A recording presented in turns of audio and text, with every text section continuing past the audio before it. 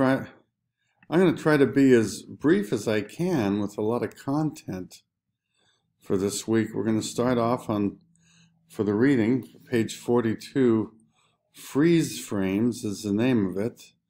And we're getting really closer to where, not the disease, they don't know what's causing it, but the symptoms. They know they're strange, where this is starting to become public knowledge instead of an isolated mystery. You start off with Dr. Gottlieb, I mentioned in class. He really makes the most famous contribution on June 5th, 1981. It's often considered to be the day one in the AIDS epidemic. So we can see how he arrives at understanding something new and strange is coming on. You're going to move into a little bit of politics, but look at it a little bit carefully. The Reagan administration is going to come in and make some pretty big changes here. And there is kind of a political environment you want to pay attention to. Maybe in part Reagan was elected because of the anti-gay backlash, for instance. So it's very possible that you have a very clear anti-gay presidential administration. Maybe not themselves, but for political survival, they had to support that point of view. And we're going to be walking in these next 39 pages or so, 37, whatever it is. Lots of patients, Nick and Eno, Ken Horn. You're going to learn something from Ken Horn, his background, also the illness and symptoms. And then Gaten Dugas is going to show up in Los Angeles again. Back to Ken Horn, a doctor wondering about all these problems. What are we doing to ourselves? What's going on here? Why are these gay people getting so sick? And then another patient, New York City. And then more patients here. And we're moving to the next section. Eno Porish again. Center for Disease Control. Sandra Ford, one of my all-time favorite characters. You got to watch her. And then a little bit more politics, but some pretty important stuff too. Very significant changes in funding that will impact the AIDS epidemic. And then we're back into more patients, more patients, more patients, more patients, more patients, more patients. Well, and then Kiko and Bill, more like Kiko just saying, nope, as we see here. I still think it's dirty. All right, and then somebody else dying again, another patient dying. And then back to the CDC, Sandra Ford. Pay attention to her. She's really cool. Michael Gottlieb, he's getting closer and closer to this very famous publication that marks the beginning, really, of AIDS. The first publication on the disease, actually. Way on the front lines here. And more on Gottlieb and publication.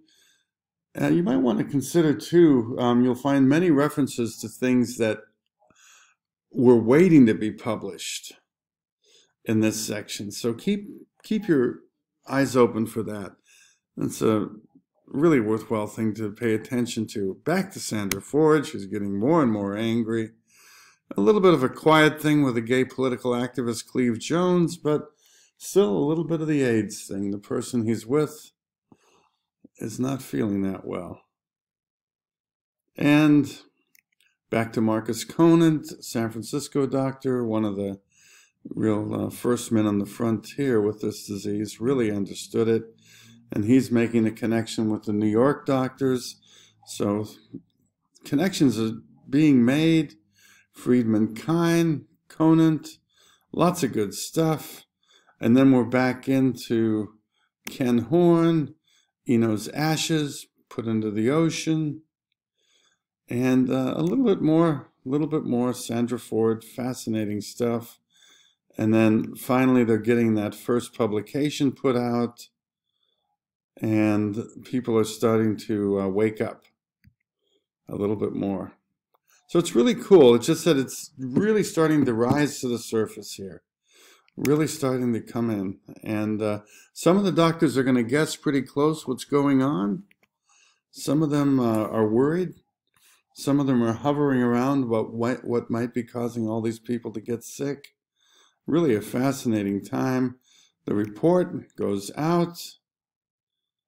And more sick patients, this time somebody from the CDC, the Center for Disease Control.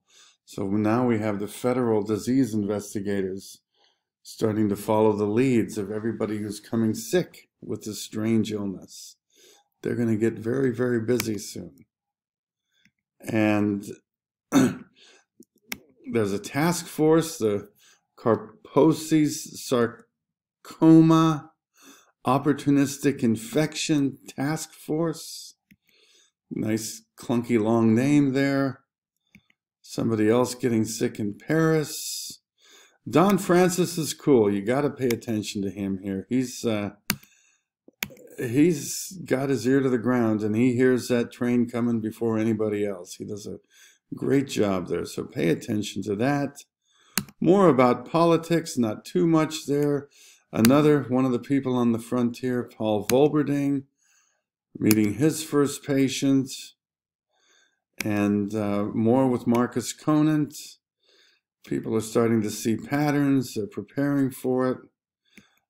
Jack Now, you might remember, he met Gaten Dugas on the Halloween last year. He's taken ill. Ken Horn is dying. More awareness. And then finally we end with Gaten Dugas. Gaten Dugas going to see Jack at the hospital.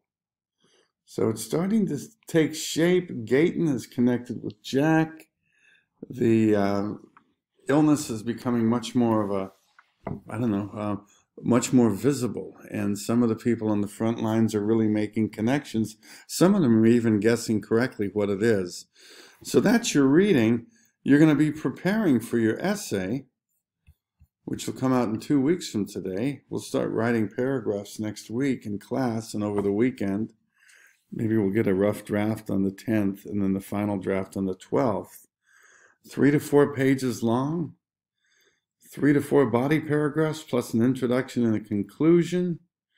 That's your structure there. I'll put this in, I'll link it to the home page and put it in the Canvas so you'll be able to find it. These are some of the topics to consider for the essay based on the first 80 or so pages of the book. And of course, other topics will be welcome. So it's my essays always flow kind of organically out of our discussion.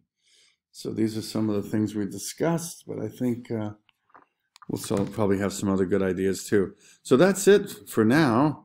8 minutes. I don't want to talk much more. You know your homework. You're going to make a journal for pages 42 to 79 or so. You're going to make a vocabulary list. We're going to work on that first thing on Monday morning. And we're also going to do a quick SAT section test just to remind us about the reading, how essential that is. And then we'll start getting ready for the first essay. So I hope this sets you up for the weekend. That's the goal. And we'll see you on Monday, which is, oh God, we're already into February 3rd. All right, that'll be week 4.